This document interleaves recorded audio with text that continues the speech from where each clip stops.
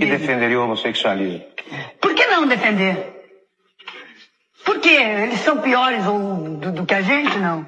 Eles escolheram ser assim. São seres humanos iguais a gente. Eles têm pai, têm mãe, irmãos, trabalham, pagam seus impostos. Por que você tem que... Mas você não acha que você, como uma formadora de opinião, você defendendo, você poderia estar... proliferando? Que seja. Muito Pelo bem. menos você estaria... Não, meu queridinho. O fato de eu falar não vai mudar.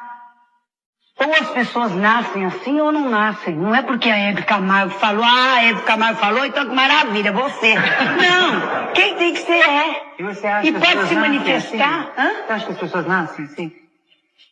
Olha, eu tenho muitos amigos homossexuais, pessoas com quem eu aprendo muito. São pessoas educadas, maravilhosas, com uma cultura que eu gostaria de ter e não tenho.